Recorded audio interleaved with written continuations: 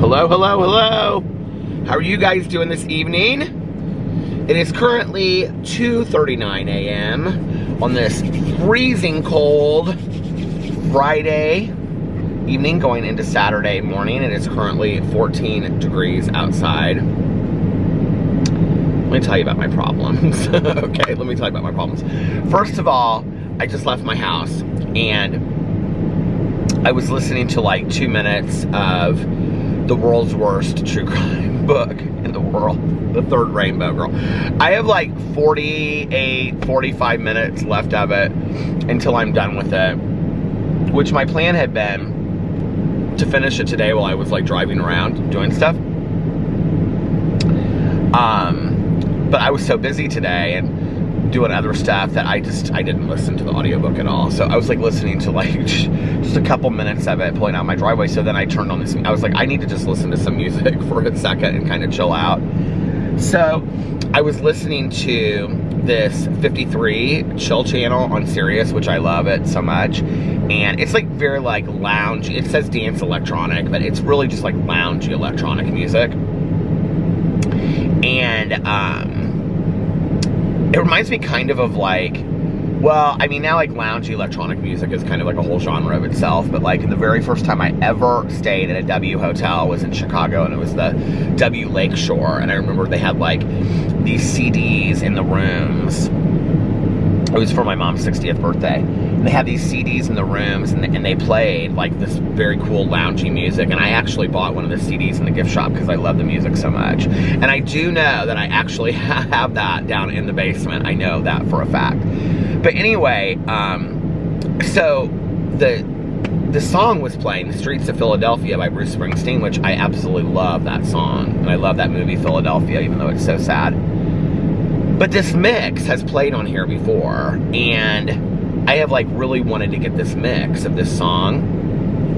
And part of the problem with my like computer screen on my thing is that it shows like half of the thing. Like right now it's this Ed Apollo by the River, and then in parentheses it says Feo Del Remix, but you can't see what, it just says RE ... You can't see the rest of it.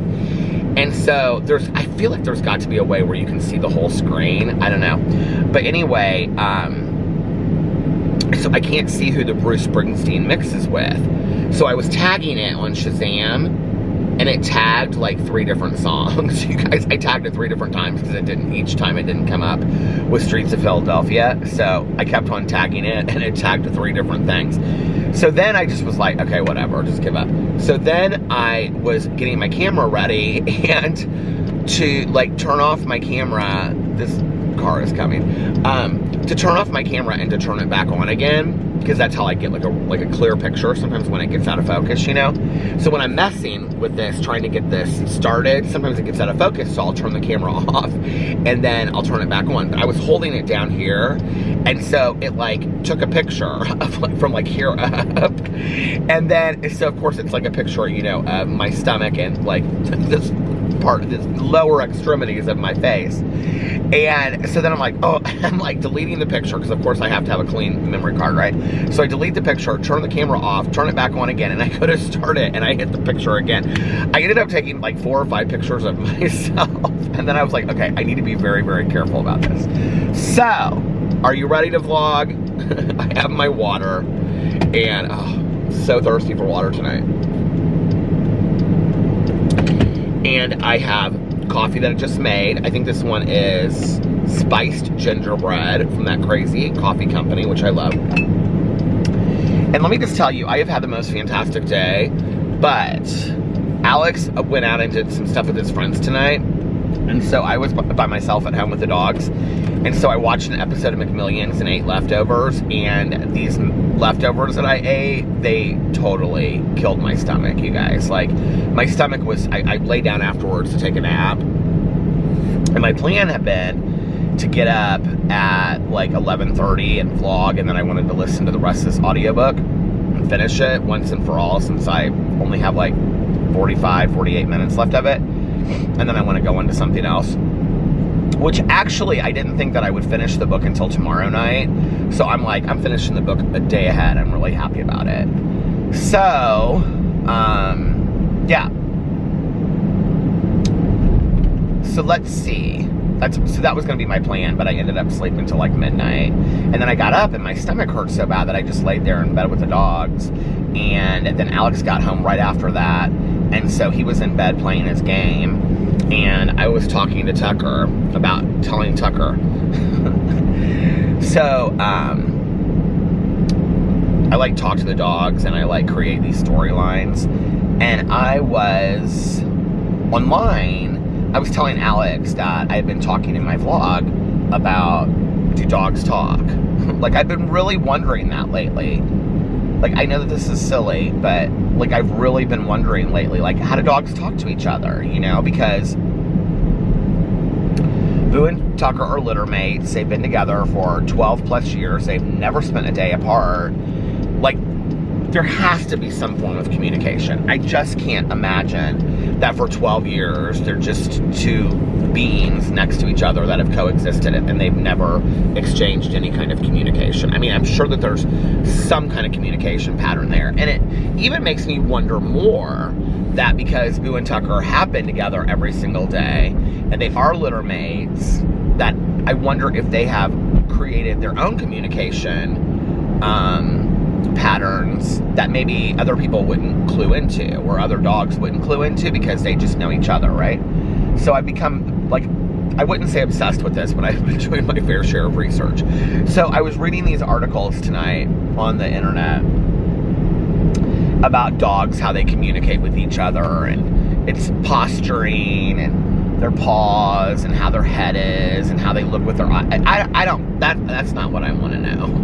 I want to know, like, how do they say words to each other and things like that, you know? I want to know how to talk to the animals. No, but, like, really, because I do believe that there is some kind of form of communication. I have to believe that there is.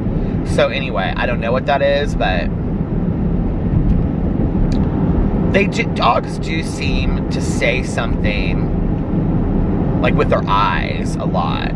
Interestingly enough, I will say that. Like, in the past, when our dogs have been sick or not feeling well, I definitely feel like you can tell in their eyes, or when they're excited, or when they're happy.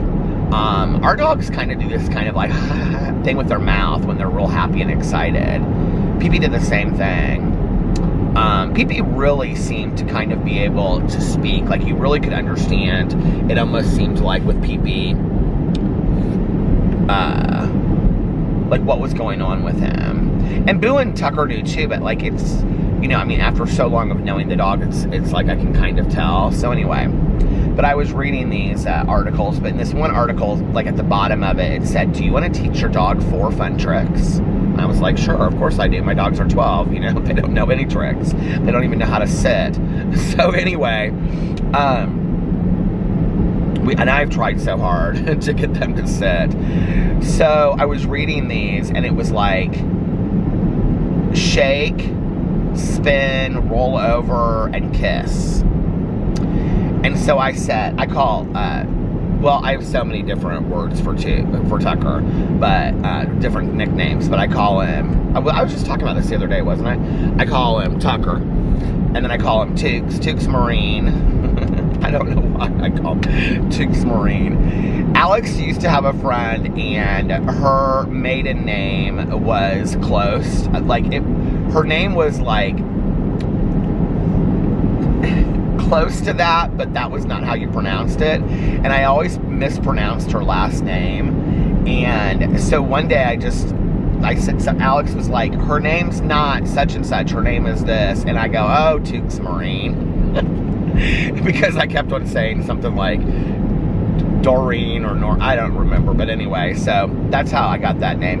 And then I also call him Tukey Tukerstons.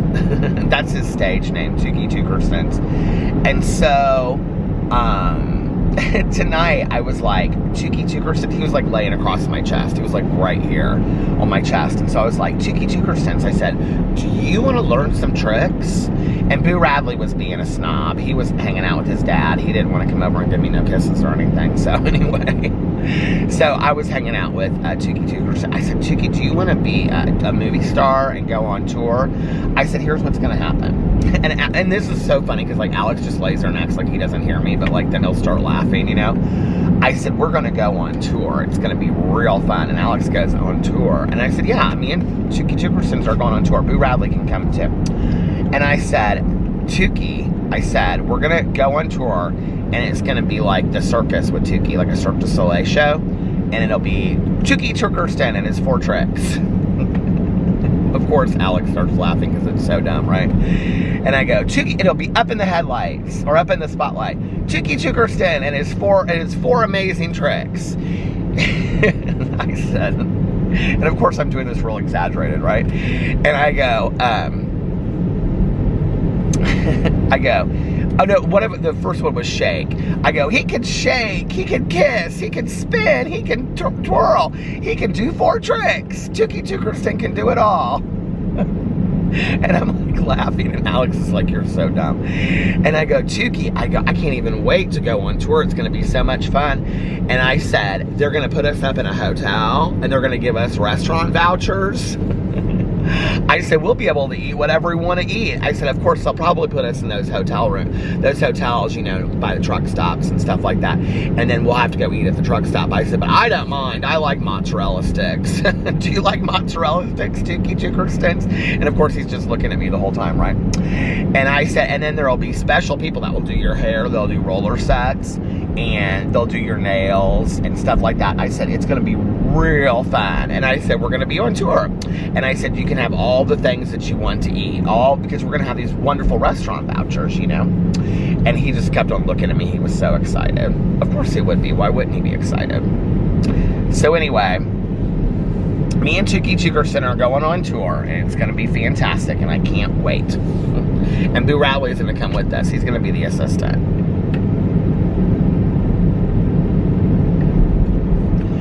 Do you ever just like wake up and you could just like chug water?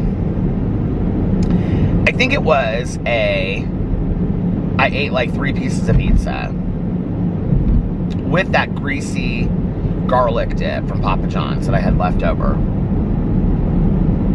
Then I ate my leftover mac and cheese from Arby's because I did an Arby's review today, so I ate that. And then I ate my leftover cinnamon roll from Brunch. I didn't even tell you guys about Brunch yet.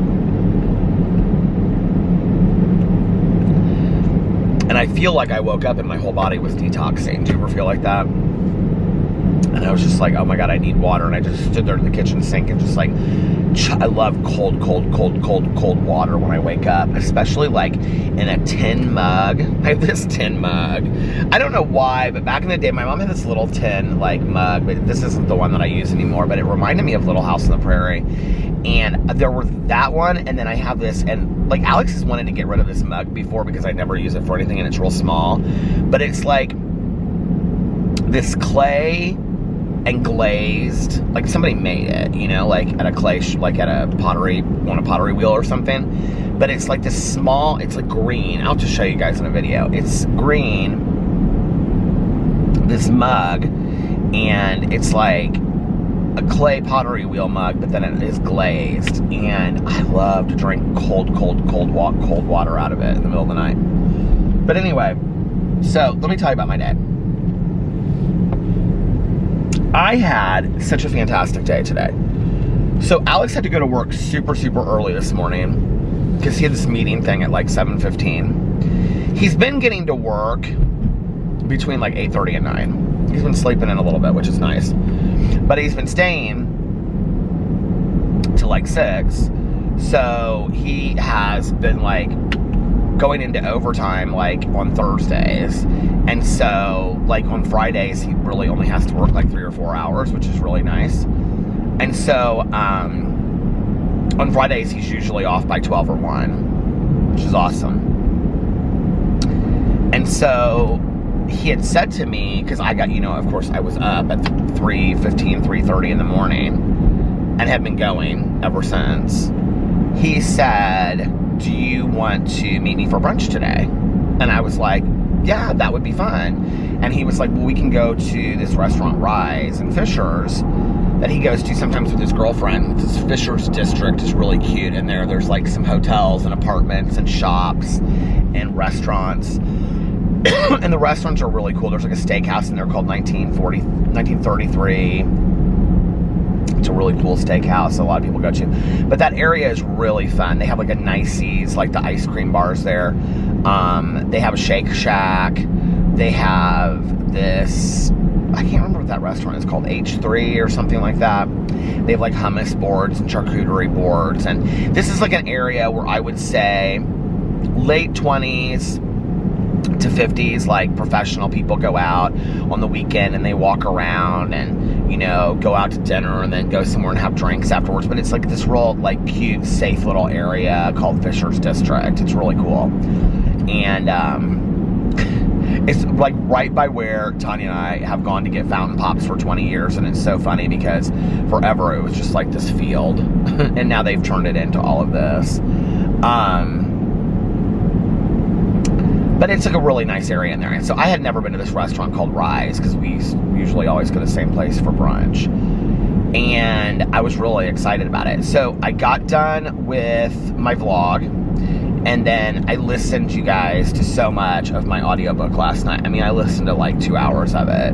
Because I was like, I am like powering through this thing. Like I've got to. Because I am so done listening to this. I'm so bored of it. And it has not gotten any better. And I love you, Mel, but you're a liar straight from the pit of hell when she said that the parts to do with the crime are interesting. Well, literally, the parts to do with the crime are probably 10% of the book, and I'm not even exaggerating. I mean, it's not part of the book. And this woman that wrote this book completely just wanted to write a memoir. I mean, I feel like it's the same thing we just did with that book that I picked, which was called Dark Room in Glitterball City about Louisville, Kentucky. I feel like it's the same exact thing that we just did with that one. And then there was another book that we just read that was like this too, where it's like, what was the book that we read before? Oh, it was about the guy that killed his parents. It was like, I feel like there's these books. Oh, no. It wasn't that one. It was about the girl that, the woman that her supposed babysitter when she and her sister were younger in this like hotel town on the East Coast where her mom worked, their babysitter ended up being a serial killer. It was like the exact same kind of book. It was like, it's 90% memoir about this person's life and 10% about the case. That the case isn't even that interesting or that well researched. And literally, let me just tell you what it is, okay? So it's about this girl, this rich girl from New York City. I'm just gonna break it down for you. I'm not even gonna be nice about it, okay? It's about this rich girl from New York City that I think has learned, she like hates everything that she comes from, or something to that degree, or the status that she comes from and the privilege. So she ends up like going to West Virginia to want to like save the impoverished by working at this girls' school, right? Which she works there and all this kind of stuff, but she kind of like becomes friends with the people that live in the community, and she starts dating all these people. And I mean, it's really such like social rhetoric. Like she's constantly like,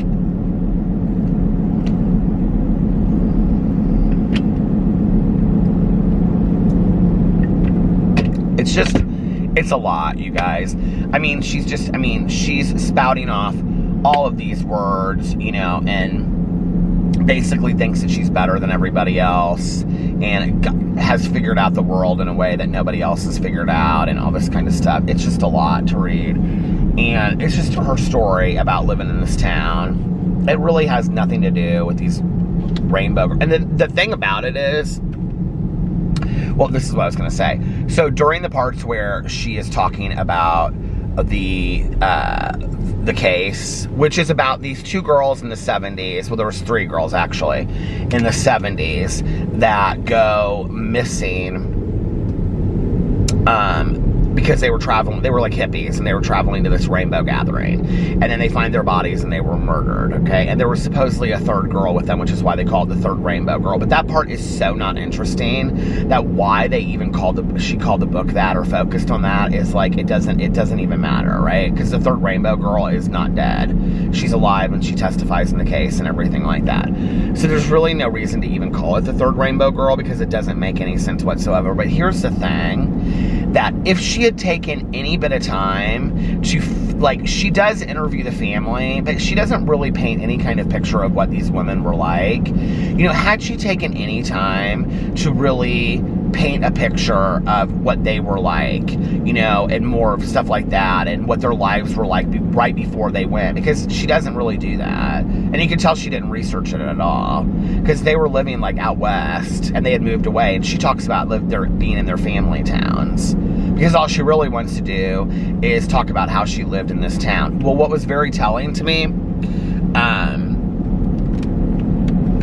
was that I'm like literally like 48 minutes done from the book. This part was just like 5 minutes ago. She's talking about teaching these girls, okay? And part of what she does in this town is that she helps them fill out college applications, schedule campus visits, fill out, what is that, government aid and assistance for college loans and things like that, right? FAFSA, is that what it's called? And so she's helping this girl, and the girl doesn't want to do it. I mean, this is at the end, you guys. This is after she's been doing this for years, right? And she looks at the girl and she goes, why don't you want to? She goes, why aren't you studying? And she goes, I don't want to. And she goes, why don't you want to? And she goes, because you make me feel dumb. And she goes, what? And she goes, you make me feel dumb. Nobody's ever made me feel that way before. Like, that's very telling, okay? That after years of you being in this position, and she just kind of like writes it off in the book, like, how dare they talk to me that way? And I'm like, think about how you're talking to somebody, that you're talking down to somebody, that you make them feel dumb like that, like, because you're talking in a condescending or patronizing way. Hey, ding, ding, ding, ding, ding, you've done it to us for the last 8 hours in this book, okay? With your arrogant, pompous, I don't have to say it because Mel did. I said something about the book, and she said SJW, social justice warrior, you know? And she is. This girl is. And it's because, like, I feel like she hates herself for how she was raised, and so she has to make this huge point of like, well, I was raised in this apartment in Manhattan and all this kind of stuff, but I got away from all of that. I had to get away from all of that, and so I went to the hills of West Virginia and helped the impoverished people. It's so patronizing when you read it. It's just like, girl, seriously? I mean, it's very patronizing. So anyway, get me off this book and get me onto Bonnie and Clyde. I am ready to read something different, but I've already got my next book picked out. I'm either going to read this, starting tonight, I'm going to read this. I'm going to either read this, can I say that again? I'm either going to read this. The next Tanya Kappas book in the Campers and Cabins or whatever, Campers and Criminals series, because it's short. It's like 4 hours and something. And that would be 3 books for the week. I am thinking that way. Or I'm going to finish, or I'm going to start this Blake Crouch book, which is called Snowfall, I think. And it's about like a blizzard that happens. Blake Crouch is who wrote the book The Pines that they turned into the TV show. And he also wrote Recursion, and I can't remember what the other one is called. He has a new book coming out in July. I love him. He is such a fantastic writer, and I love everything that he puts out. Even his old stuff I love. So I just recently bought that. So I might listen to that because it's very cold outside, and I feel like it would be perfect time to read a book about the blizzard or something, you know. So anyway, but I'm done with this book. I can't wait to be done with it. And then I told Mel, like, she's really enjoying Bonnie and Clyde, and I'm so happy about that because she's wanted to read them for a long time, and I'm excited about reading that too. But I said, Mel, going into February, we've got to the rest of the year, we've got to read, like, really intriguing true crime novels that are, like, just pulp, fun, serial killer kind of stuff. That's what we got to be talking about, you know? We got to read.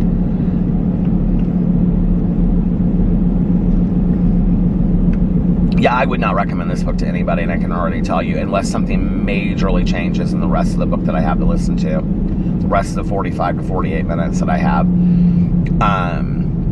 it is going to truly be a 1-star for me. Because I don't even think that the research is done that well. And this is the thing. The part that she does where she is talking about the case, she literally just reads police reports. That's all she does. You can tell it's just police reports and trial transcripts. Like, there's no ingenuity to it whatsoever, no creativity. It's just her reading these transcripts and these police records and stuff like that. And I will say this, the court case part of it is kind of interesting because I always look to see if the fence at Ritchie Road or the Ritchie Woods is closed, like the gate is closed. Because if it is open, I would have to drive in there and see. Oh my God, that would scare me so bad. But it'd be like the night with when I was driving and I saw the cooler on the side of the road. Remember that? I was going to go kick it, and then I was afraid that there'd be like a head in there, like that movie 7. But here's the thing. The court case is kind of interesting because there's so many people involved in it that could have possibly either been there or heard something or are connected in some kind of way or knew somebody that was. That had she taken that information and done something interesting with it and interviewed the attorneys. I mean, she gets like 3 quotes from the attorney throughout the entire book. And one of them I just had, like this, where she's sitting down with him years later when she's, Pocahontas County, West Virginia ruined me for life because it was so good to me, is what she says. Okay, girl. So anyway, basically what it is this, okay, is that she goes to West Virginia to get away from her life that she hates, and she ends up becoming a hippie, working at this girl's school.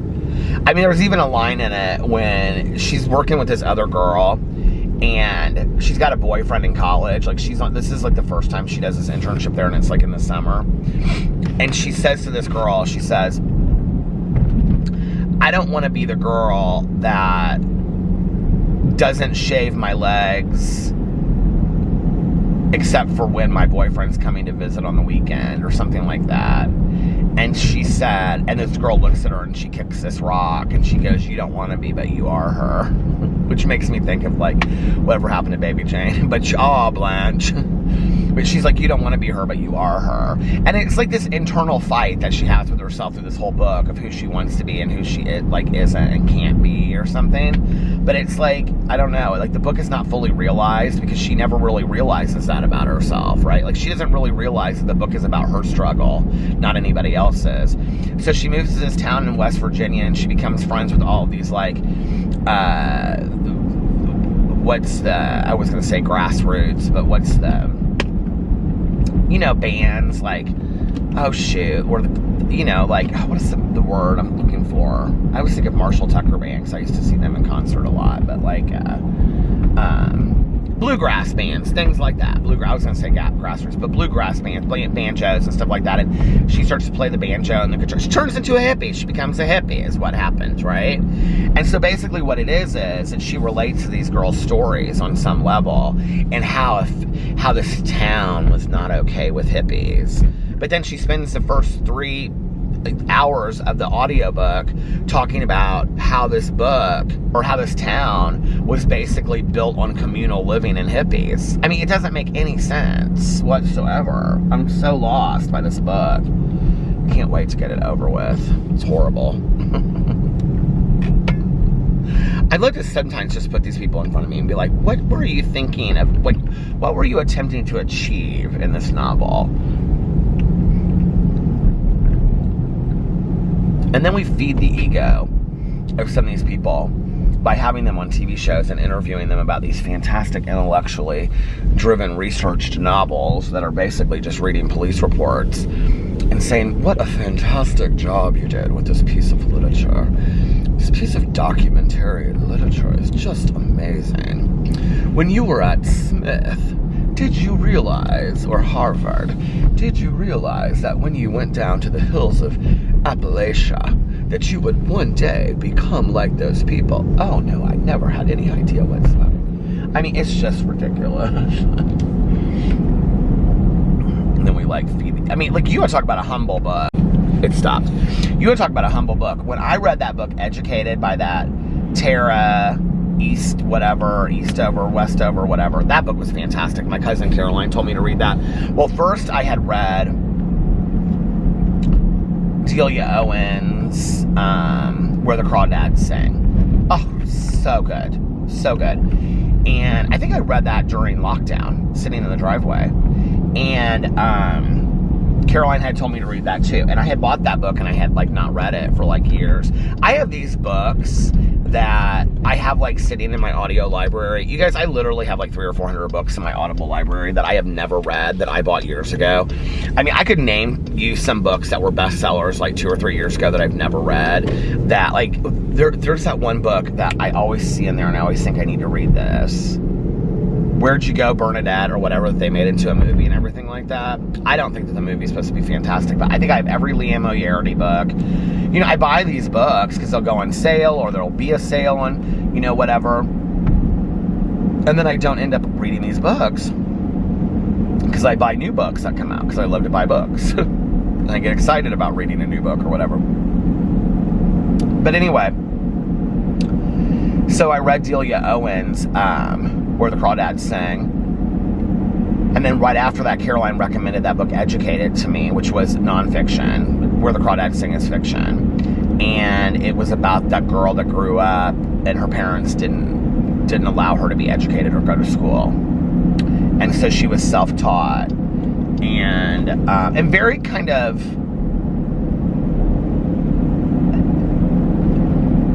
I don't remember where that book took place. I do remember that I think she went to Brigham Young, because I feel like maybe they were Mormon. But she was self-educated. Like, that book was incredible. Her family was so abusive to her. That was a hard book to read, though.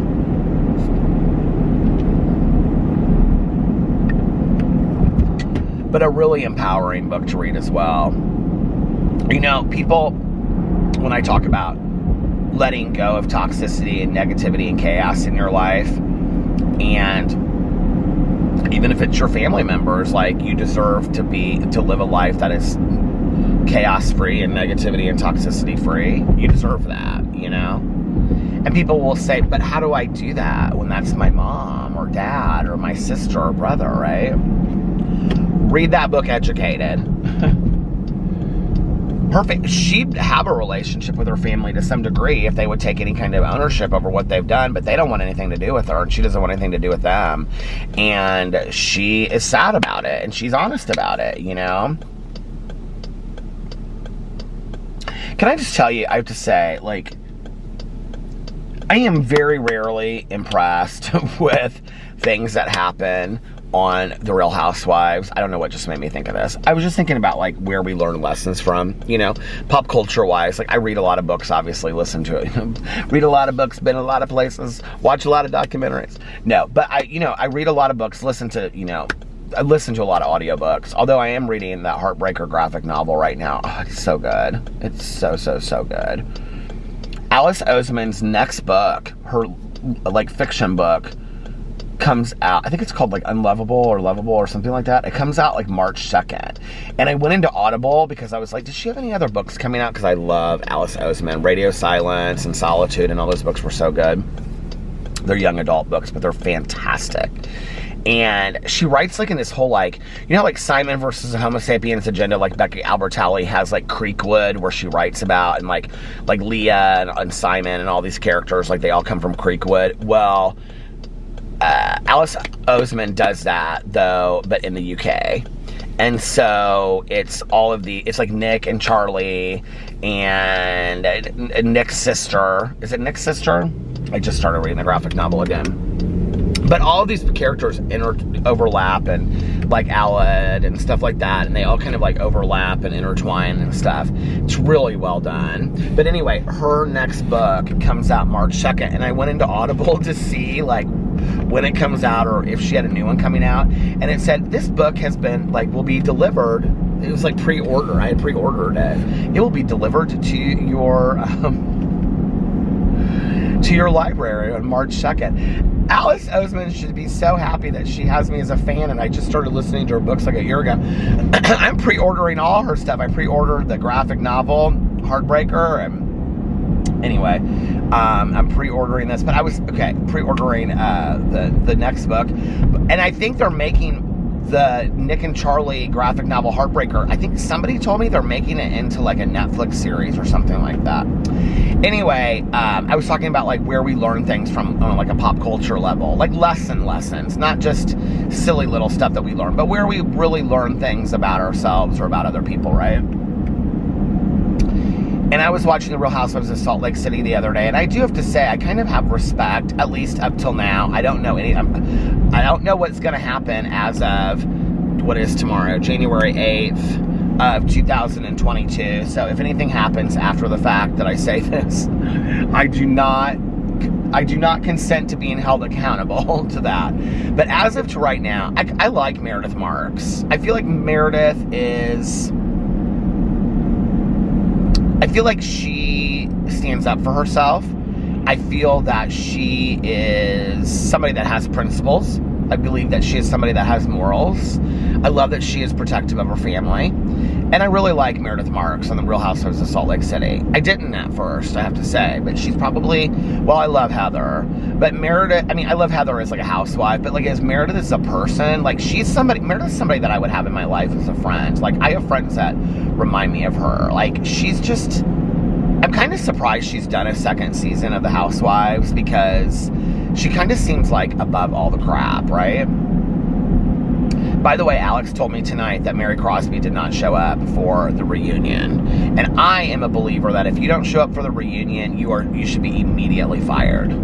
And Mary Cosby is boring anyway. And Mary Cosby is so afraid that her church is going to be taken, and that's her bread and butter. And they are starting to figure some stuff out about Mary. So she wants off that show so that they don't dive any deeper into her religious background, because she knows that when they get done dealing with the Jen Shah thing, that they're going to dive into the Mary Crosby thing. That's what she knows. And she knows there's some shady business going on with that church. You can't even watch 2 seconds of that show and not think that, right? Not to mention, all she ever does is sit in her closet and talk about her clothes. They never show her at her church. They never show her getting ready for her church. They never show her going into her church. She never talks about going to her church. She never talks about anything to do with her church. But apparently that's where she makes all of her money. It's as well as the property she owns and stuff like that. But some shady stuff is coming out about that church, and I think she wants off this television show. I think she's, pulling a Portia Williams, and she's like, get me off this show before I got to start answering some questions. But Mary won't get her own show like Portia. But anyway, I really like that Meredith Marks. So let me just tell you that the other night on the episode, so if you don't know what's going on, Jen Shah she's one of the cast members of Real Housewives of Salt Lake City, and she's been arrested, and it's this huge thing, right? Like they're comparing it to the Erica Jane thing. It's this huge thing because Jen Shah owns this big company, and I don't really know what the charges are, but apparently the way that like Whitney explained it on the show and Tanya explained it to me, it's where you can buy numbers and addresses, contacts basically, right, of people that are like lower income or elderly and things like that, and target sales tactics to them and then do repeat sales. So like you get them to buy, I don't know, something for like $4.99, but if they don't cancel it within 30 days, it renews at like $109.99, and then it does that every month. Have you ever seen those things? I myself have got caught up in those things before, not as a scam, just as I've been like, I'm going to sign on to this, and then I forget to cancel it, right? Okay. As I'm saying this, I feel like there's one that I forgot to do that to, but I don't know what it is. So, apparently that's the scam, and she's claiming that she didn't do it. I think her assistant is who the whole thing is getting blamed on, right? Okay.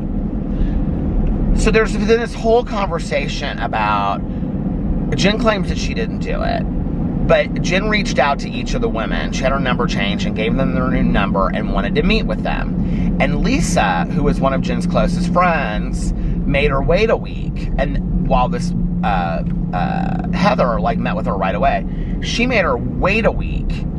And then she went and met with her because she had to process it and think about it, right? And so Jen's complaint is, at the time that I needed a friend the most, y'all didn't show up for me. I needed a friend, and you guys didn't show up for me. Except for Heather, right? Okay. Meredith Marks has had huge issues with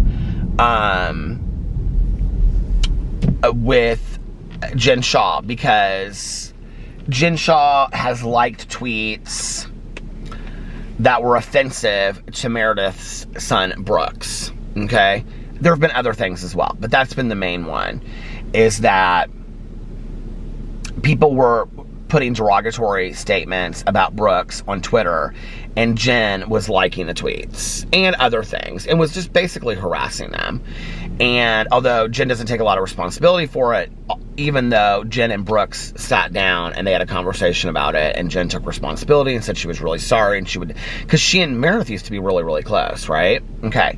But now Meredith's like, hey, listen, I can't be close to you right now because you have harassed my family. Meredith even admitted to hiring a private investigator. So they're thinking that maybe Meredith is the one that like knew what was going on with Jen Shah's business behind the scenes. Although I don't know how a private investigator would find that out. I mean, they could, but like if you're looking for like who are they harassing, you know what I'm saying, like harassing, why would it come up with that? So anyway, so I'm watching this show the other night with Alex. We're watching it, and there's this whole conversation, and Jen's like, I needed you guys as, they're in this like back room, and they're like sitting on this couch, this like L-shaped couch, and Jen's like, I needed you guys as friends, and Lisa's making all these excuses, as she always does, about that she needed time to process and whatever, and Meredith goes, that's BS. And she's like, Jen, you needed a friend. And Jen goes, so why couldn't you be there for me, Meredith? And I thought this was so honest. Like, I was blown away. Like, you don't really very honestly, I mean, and I don't mean this in a bad way. I mean, I like the Housewives, but I used to not watch them because it was just too loud and too crazy for me and all that kind of stuff, but I've kind of like fallen back in love with them again. And Alex and I kind of bond over watching them. But the thing is that I wouldn't, like, they're smart. These girls are, like, smart as far as, like, they know how to run businesses and make money and be smart on social media and stuff like that. But when it comes to, like, intellectually smart, like, philosophically, like, belief system smart, like, I don't know that I feel like many of them are salt of the earth people that I would go to, right? And so when Meredith said that, I looked at Alex and I said, wow, that's honest. And what she said was, she looked at Jen Shah and she said, you need a friend right now, and I wish I could be that for you, but I can't be that for you right now because I'm so angry and I'm so hurt by what happened in the last year because of what you did that I can't be that friend for you right now, but you need a friend. And I was like, why can we not have conversations with each other like that? Like, why are those the conversations that we're so afraid of having with each other? Can you imagine the way that the world would work better? You know? Like, if somebody invited us over to dinner that you didn't want to go to because they really hurt you the last time and they made some kind of statement about, I don't know, maybe they said something about your hair, maybe it was your mom and, you know, she made you feel less than or whatever. And say, I would love to come to dinner right now. I would love nothing more than that. But let's not play like the last time that we got together, you didn't really hurt my feelings. And I'm not really over that right now. So no, I don't want to come over for dinner. But thank you for the invitation. I really appreciate it. And give me a week or two. And maybe we can talk about it. And then maybe I would love to come over for dinner and we can, you know, get back to where we were. Why can't we have conversations? Why are we so afraid to have conversations like that with each other, you know? But we are. We're terrified to have those kind of conversations with each other. We'd rather just act like everything is fine, everything is fine. Everything's fine, everything's fine, everything's fine, everything's fine. Oh, to Alex, I said, God, that's honest. Like, I appreciate that in somebody that says something like that, you know?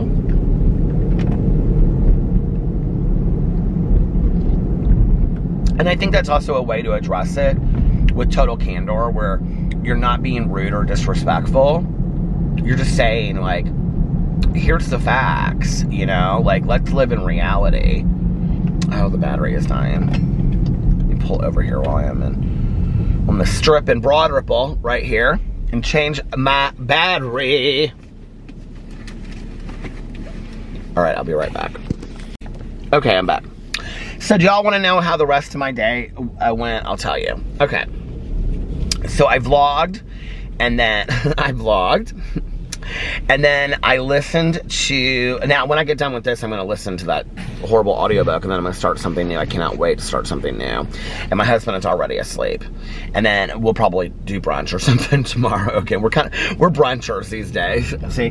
But anyway, so I listened to my audiobook, and then I started getting really tired when I got home, and I was almost kind of like, okay, I'm going to go back to bed. But I knew if I went back to bed, I wouldn't wake up, right? And so that's when Alex was leaving, and he was like, do you want to do brunch? And I was like, yeah, sure. And he was like, okay, I'm done at 12, so let's do brunch right after that. And I said, cool. Well, I knew that, what was that, 5 hours, that if I went to bed, I wasn't going to wake back up again, because first of all, I just don't. And the bedroom is too cozy with the blackout curtains and the bedding. And we now have 3 blankets on the bed.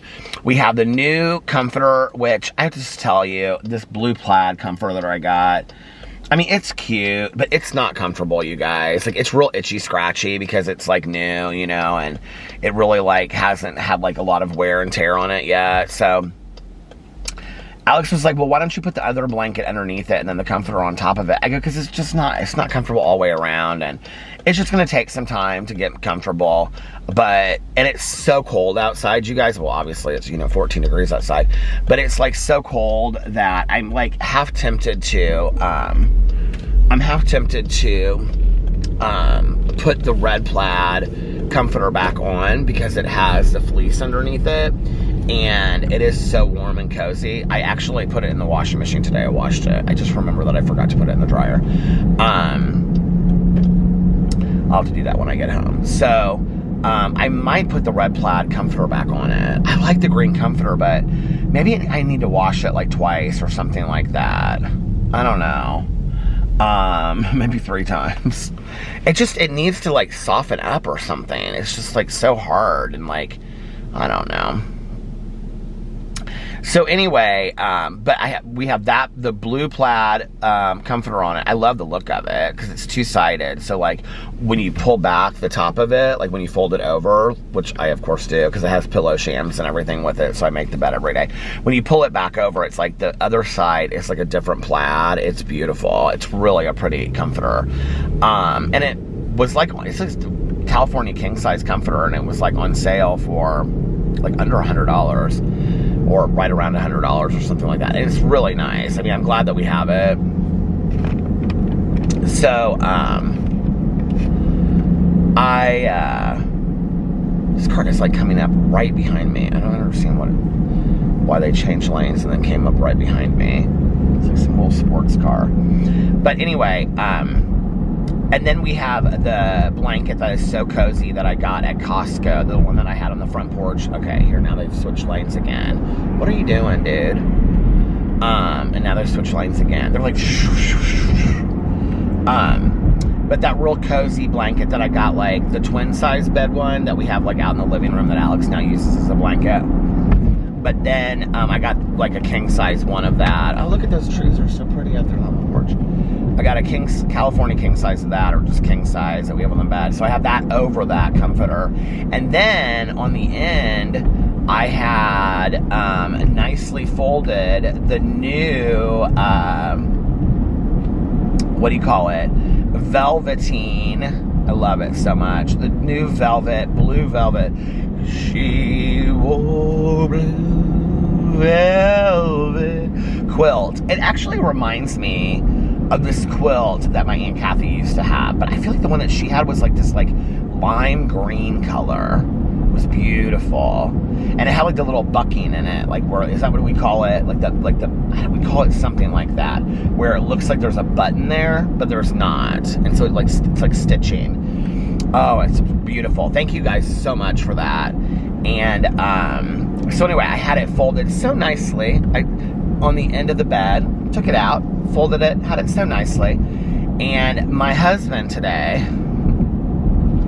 after his afternoon nap soiree, he had taken it out and had it all over the bed. And he was cuddled up underneath it, and he loves it. So it is really nice. But anyway, so Alex went to work. I came home. I started uploading my vlog. Can you believe my vlog was like rendering and uploading to YouTube at like 7 o'clock in the morning? I can't believe it either. And then I don't remember what I did. Oh, I think I drove around a little bit and listened to my audiobook. And so then I got back about 8:39 and I started, so I filmed 2 drama videos back to back. And I had like 2 cups of coffee by then too. I filmed 2 drama videos back to back. And then I filmed a Peter Does Stuff video. And then I was like, okay, I've got my vlog, my Peter Does Stuff video, and 2 drama videos for the day. And I knew I wasn't going to film a booktube video today because I was going to wait until maybe tomorrow or Sunday, if not Monday, to do the next video to get, because people don't watch booktube as much when I post every day over there.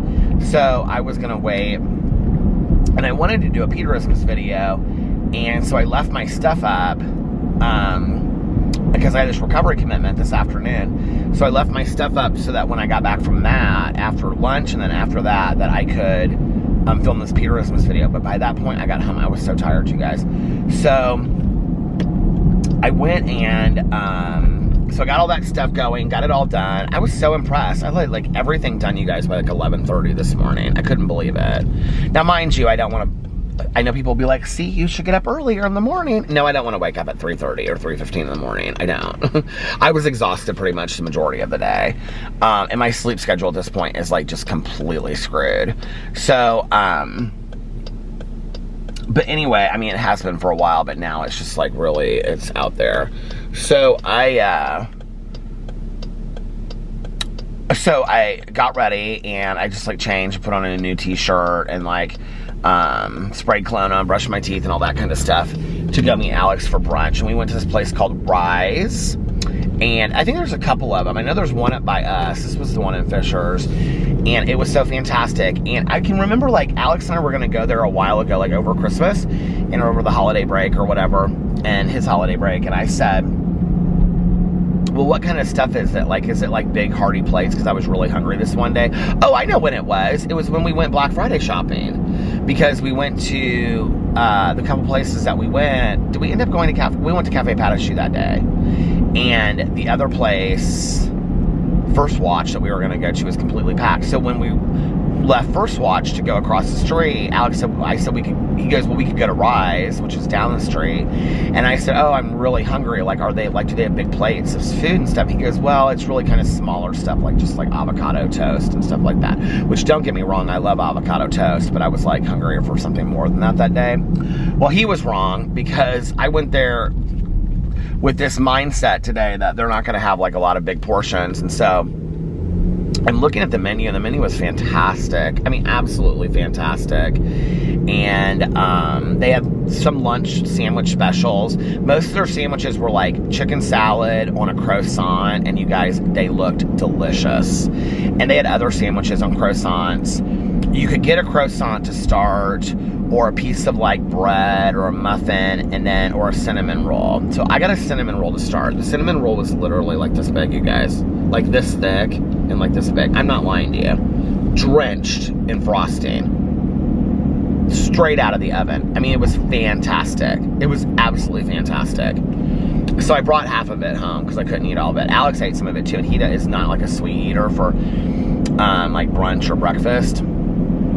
When he was growing up, like in Venezuela, like for breakfast, they don't really eat like a lot of sweet things like pancakes or French toast and things like that, or waffles. So anyway, so I was looking at the menu and I was looking at the waffle. There was like a potato waffle. There was like a regular Belgian waffle, but it was called something else. Then there was like a vegetarian omelet. Then there was, oh shoot, what's the word I'm looking for? It was a vegetable. Oh, it's like an omelet, but like all the she said all the vegetables and stuff, not a compote, but what's it called? Will come on top of it. So anyway, and then there was a grilled cheese that came with like chips, but you could get it with something else. And so I asked her when she came, I said, which one do you think is the best? And she was like, I wish I could remember what the other vegetarian thing is. But she said the vegetarian omelet was like one of her favorites. So I said, okay, let's do that. And then she said, well, you get a side with it. And I said, oh, okay, crispy potatoes. And I was thinking it was just like little diced crispy potatoes like I like. Oh, no, ma'am. And when I said that, Alex was like, oh my God, their crispy potato is so good. And I was like, potato? He's like, well, it's more of kind of like a potato cake. And she's like, yeah, it's like a potato cake. So then I'm assuming it's going to be like a potato cake like at Arby's used to have, or like McDonald's, you know, like they have the one hash brown thing. So the food comes out. Alex got avocado toast, and it came with all of this like fennel relish on there, and he didn't want any of it, and so he put it on a plate. I literally was eating this stuff like salad, and I got an orange juice. I did not get coffee because I drank so much coffee already, although I did have Alex get a take-home coffee so I could take it to my recovery commitment. But anyway, because I didn't want to like have to like make another cup of coffee. But anyway, so I had this like on the side plate, I'm eating this fennel and like lettuce salad that was like kind of like a coleslaw, but like a homemade coleslaw. Like everything was so homemade and fantastic, obviously. But this omelet was like super thick. It was 4 eggs, she said. I think 4 egg whites. And maybe not. Maybe it was 4 eggs. And then it had like tons of cheese in it and mushrooms. And I think there were even like, this is gonna sound crazy, but I think there were even like cut up olives in there. And onions and tomatoes. It had kind of like a Mexican flair to it a little bit. But then right next to it, it's like on this long plate like this. And next to it, I put it on my Instagram story. Next to it was this potato cake, and it was like this high, and then it was like this, it was you guys, and it had this little sauce on top of it. That was like a dollop of this red sauce that looked like sriracha, but it wasn't hot. And so you like rubbed it into it, and then you ate this potato cake. You guys, it was so good.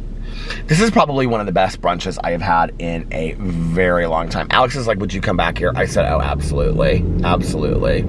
So if you ever come to Indianapolis, well, Cafe Patachou is, of course, one of my faves, but if not my favorite brunch place. But I would definitely recommend Rise. It wasn't as cute inside as Patachou. I told Alex, I said, I thought it was going to be like real earthy. But our waitress, first of all, let me just tell you, I wish I knew her name. She was so fantastic. She was so good. She was really, really nice. So yeah, so then after that, went to my recovery commitment. And then when I got done with that, I did a review at Arby's of their white cheddar mac and cheese, which was so white cheddar-y, I wasn't sure that I was like, what is that? Disclosure, Moonlight. And it's like the picture of a moon. It's a song on the radio. But I was like, I'm not really sure I like this. But then when I brought it home and I put it in the refrigerator and let it sit for a while, I did like it. But I liked it better cold than I did hot. So I did that review. And then I went home, and I have to tell you, at that point, I was literally like this. I was like, I can't go like another half an hour. And I came home, and Alex was getting ready to leave in like an hour to go to this,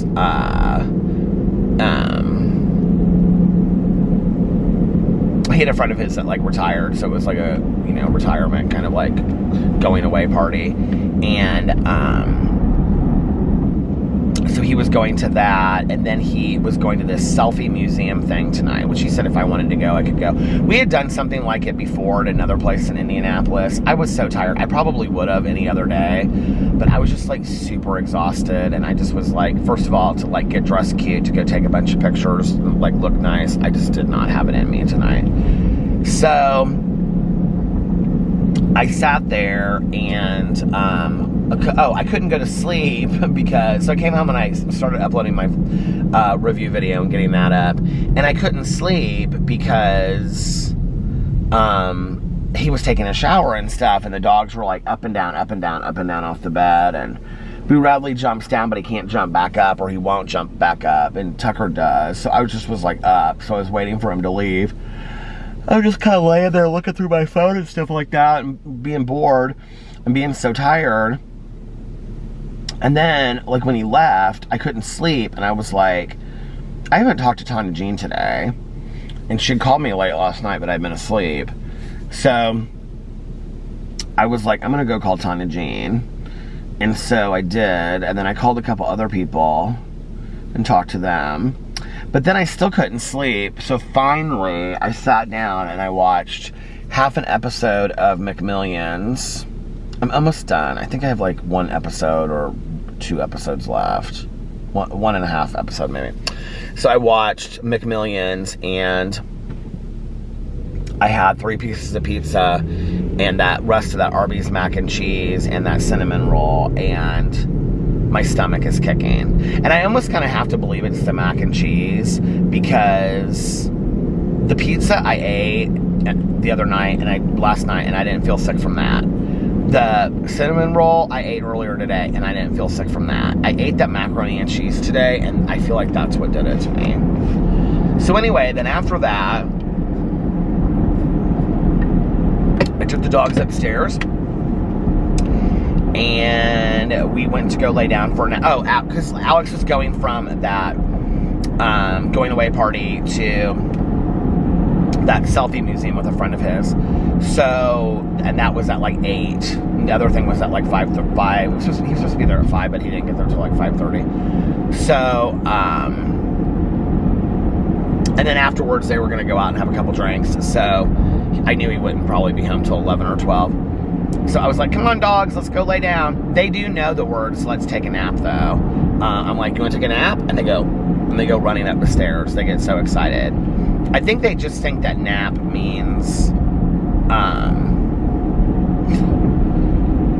like going upstairs. I don't know. They get very confused by the word daddy, because I'll say like I call Alex, I'll say, your daddy's home, and then they go, oh, and they go running towards the door. But if they're sitting right next to him, like especially Boo Radley, and I'll say, Boo Radley, where's your daddy? And he'll like go like this, and then he kind of like turns and looks at Alex like, what's he doing? What's he talking about? And then the other day I was like, do you think that he thinks that word means you? Or do you think that he thinks that word means like somebody's at the door? But he doesn't bark when Alex is there and I say it. So I don't know. Maybe that's not what he thinks it means. I have no idea. I wish I did. I wish I could talk to the dogs like I was saying earlier.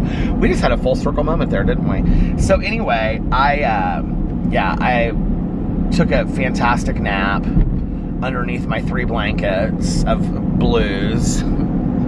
I've got the winter blues, and that's a good name for this. I've got the winter blues. It's what I'm going to call this vlog. And yeah, today was a fantastic day. I felt like I got tons done, and I did not end up filming a Peterisms video, but I felt like I got tons done, and I just was really, happy all day today, and I felt rested all day today, and I got a lot accomplished. Listened to my audiobook last night, talked to friends on the phone. I did something else at home. What did I do? I got a bunch of stuff done at home, and now I can't even... Oh, I was doing laundry. I was getting laundry done. There was something else that I did. it was so sweet because when Alex got home tonight, he was like, thank you so much for making the bed look so nice. I was like, of course. Because I always like to make the bed look nice every day. I just think it's real inviting to come home to like a really nice made bed, you know? It's also nice when you notice that. So for those boyfriends and husbands or girlfriends or partners or whoever out there listening, sitting next to your partner right now listening to this, remember what I just said. It's also nice that you notice that. Or to the person watching this. To the person watching it, you know.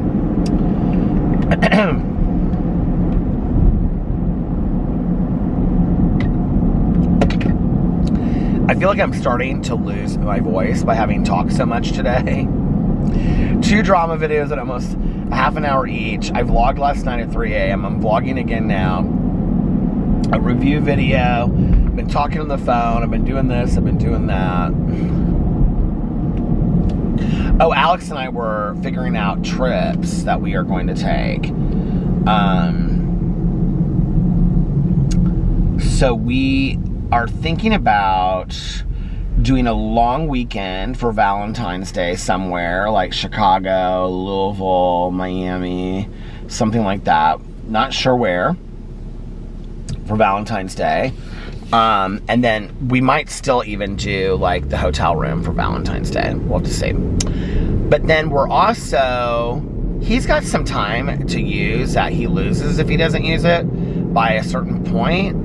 And so I think he's just going to take some time off at home, but, and just kind of hang out at home, which will be nice. I would love to have him around the house. But the other thing is that he, was like, what he's wanting to go to, visit his brother in San Diego. And I said, well, you know what? I said, that might be the perfect time for me to go visit Mel. So I texted Mel the dates that we were looking at, and because we were originally looking at September, but this is like before the summer, right? And so I texted Mel and I was like, would this work? And she was like, yeah, just let me know. I think that I could make it work. And so yeah, so definitely excited about possibly an upcoming trip to go visit Mel in Arizona, and that would be like a long weekend. And then going to Miami for Ultra in March. And then Alex has tickets to Coachella, but I think we decided today with all the other trips that we're taking that we're not going to go, and that we're going to go to Coachella next year if we go.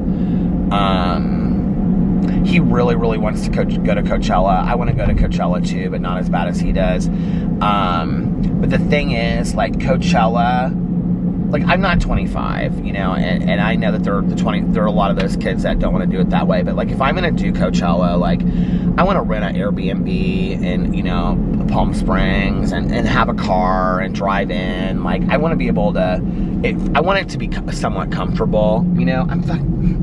I just cussed. I can't believe it. I'm 50 years old. You know what I mean? Like, I don't want to, like, stay in a house with 15 people and, you know, walk in. I don't want to do it if I'm going to do it, you know? And I'm not a movie star celebrity, so it's like, we got to pay for all of that. Palm Springs is very expensive, especially during Coachella. So I told Alex, like, next year if we go, like, Melissa and Jason really want to go. His brother and his girlfriend, they've been, and they want to go again. Alex's cousin Maya has gone. So Alex, like, really wants to go. It's whatever. It's not like I'd like to go to that Austin Music Festival some year. But anyway, so Alex is like, I think I'm going to sell the tickets or whatever for Coachella. So I don't know what we would do in April, though. Maybe something. But June would be my birthday trip. And then July, 2 trips. His one friend is turning 30. It's like one of his best girlfriend. Well, Sarah's like his best girlfriend, but his other good girlfriend that he hangs out with a lot, she's turning 30. And he said she's probably going to want to go to Las Vegas or Miami. And he was like, would you want to go? And I said, well, I mean, I don't want to be like, you know, Debbie Downer, because I don't know how many friends she's going to have, 3-some, 4-some, or whatever. Although I get along really well with her. And he was like, why would you not come? And just like, you know, we'll get a hotel room and then she'll have a hotel room. And I said, well, I don't want to stay in a hotel room with like 4 girls. Like, I don't like I said, like I'm 50, you know what I mean? And he was like, no, we wouldn't do that. And he was like, you know, but like you could just do your thing. And like, if we went out at night or whatever, and I'm like, yeah, that's totally fine. I'm totally down with that. I mean, we could go out to dinner and stuff, you know, but then you guys go out to the clubs and I could do my own thing. I actually think that would be really fun. So that'll probably be in July. We also want to visit our friends. Well, this is the thing.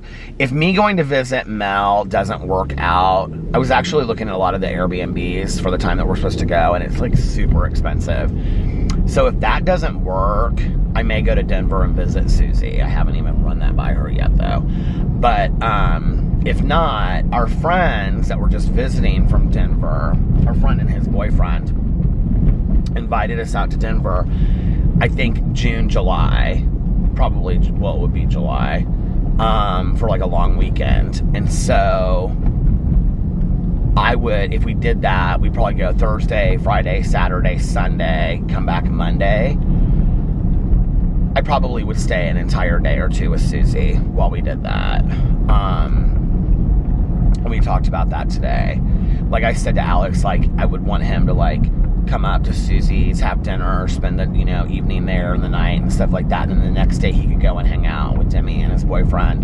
And then I could stay there with Susie. And then like, I mean, because of course we would do like 2 whole days with Demi and his boyfriend, right? But then I could hang out with Susie for 2 whole days. But she's going to want to see Alex too, so.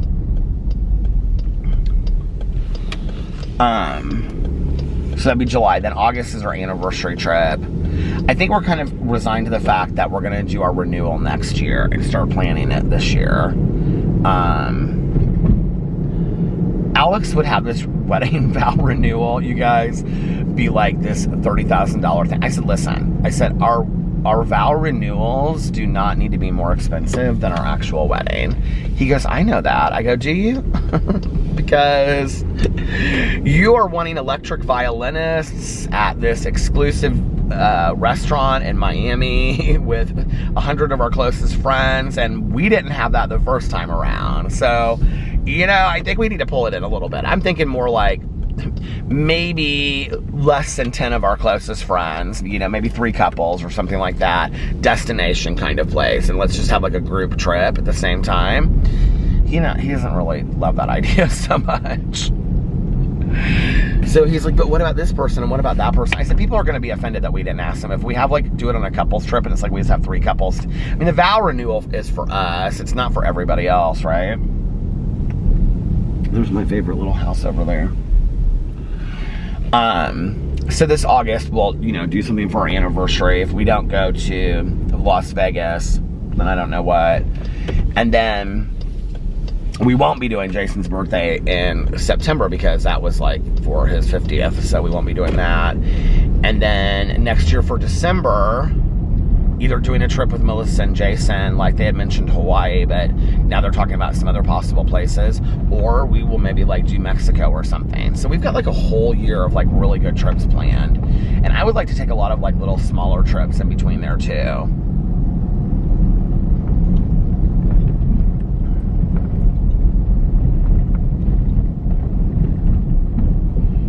I'm excited for 2022. Good trips, good time with my husband, good brunch, good naps, good time with the dogs.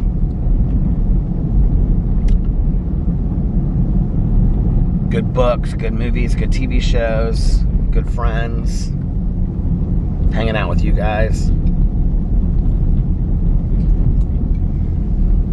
The other day, I say time with the dogs. The other day, I was yesterday or the day before, Tucker was coughing in the morning. And I told Alex, I said, did you hear Tucker yesterday, I think it was? And I said, he was coughing bad. Whenever I said it to him, I said it was like yesterday. And he goes, and I said he was coughing bad in the morning. Did you hear him? He goes, no. And the thing is like, he wasn't coughing bad, like pee-pee. I mean, pee-pee back in the day was like, I mean, it was like, it was bad.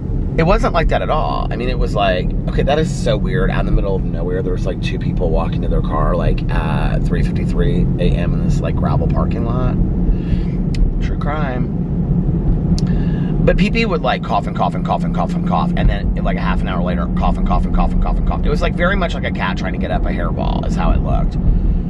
Well, Tucker is like, here's his extent of bad coughing. 40 minutes later, then that's it for the whole day. But I panic because we've been through this before.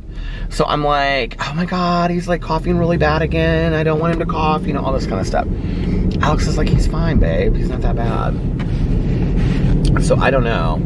But I do have to tell you that I think this is so funny that I came out here tonight and I was like, I think I'm just going to vlog for like 40 minutes so that I can listen to this or finish this audiobook and stuff like that. And the nights that I always say that I'm just going to, like I say to myself, like I'm just going to vlog for a short period of time, are the nights that I end up vlogging for like much longer than that. I don't know how long I've vlogged now. I can't see if it says 20 minutes or 29 minutes or 28 minutes or whatever. But if it's almost at a half an hour, I think that means I have vlogged for... Oh, I guess it's really not that long, like an hour and a half, something like that. Is that how long it's been? Or an hour and 15 minutes, I mean? That's really not that long, is it? Not at all. I was sitting here thinking that, yeah, I guess it's only just been like an hour. It stopped. What time did I start this? Around 3 or around 2:40. Yeah, it's about exactly an hour and 15 minutes. So that's not too long. I was thinking I'd gone like really long. But it's longer than 40 minutes, which is what I thought I was going to be vlogging today. But anyway, I guess I think Tucker's doing pretty well. I still worry about the little guy. I think a lot of it has to do with weather changes. I really do. Because when the weather gets real cold or when it starts getting warmer again, is when like the coughing seems to like, just like when it turns, is when the cough seems to come up. So whatever day it got really cold, I feel like that was the day that he was coughing pretty bad. I'd kind of like to get up and go to brunch somewhere again tomorrow, but I don't know where I'd like to go. Somewhere different.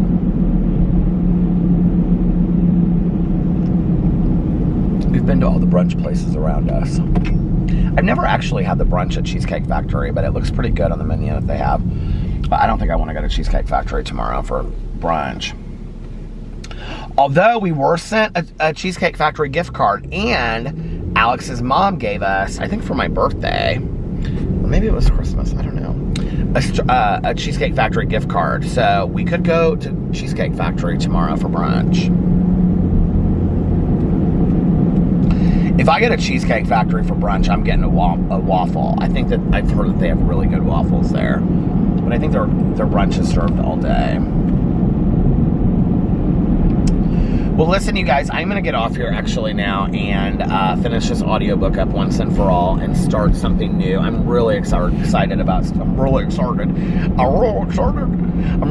about starting a new book. So, of course, I will let you know what that is tomorrow. But as for tonight, I'm going to bid you farewell and get off here so that I can finish my audiobook and, start a new one. So anyway, if nobody else has told you this today, I love you. And I hope that you guys are having a magically amazing Saturday. I love you guys, and I'll see you tomorrow. Bye. Love ya.